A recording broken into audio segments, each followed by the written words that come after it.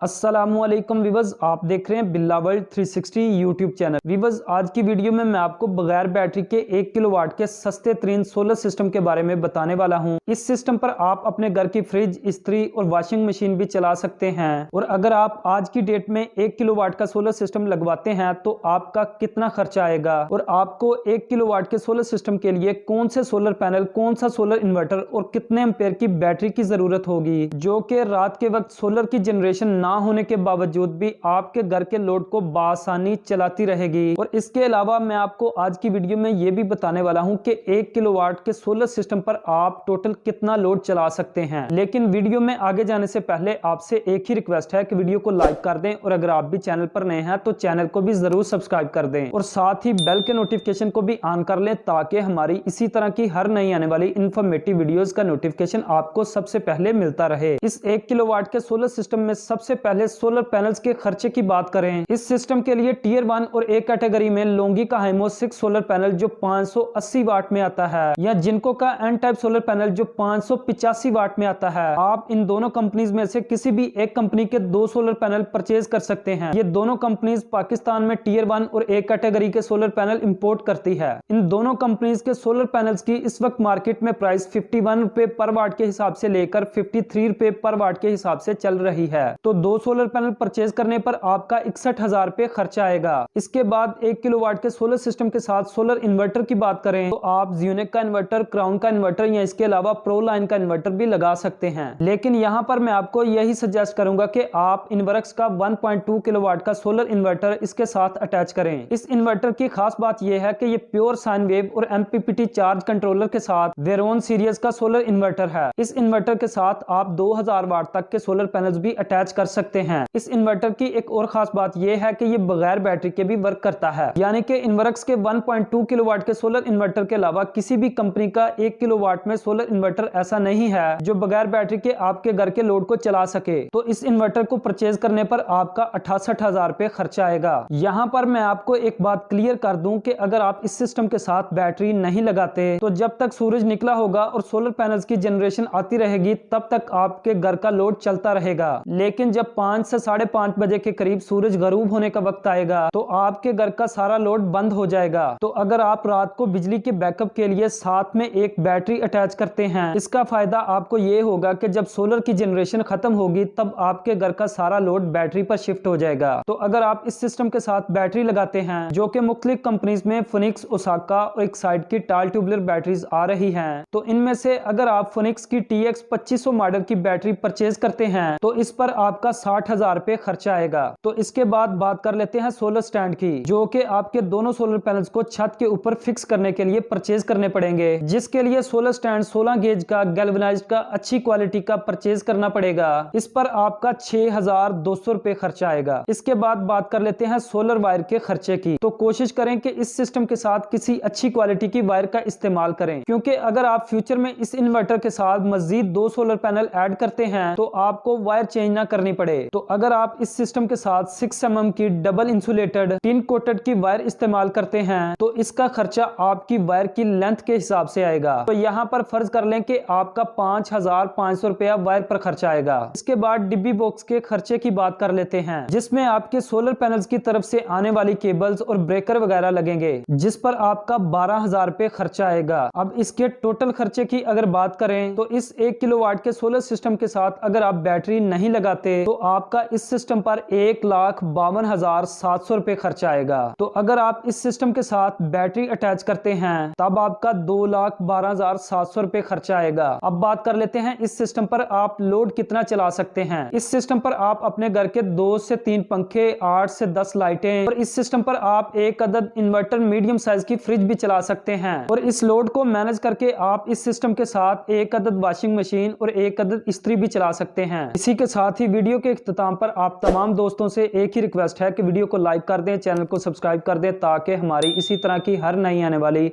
Informative videos का notification आपको सबसे पहले मिलता रहे।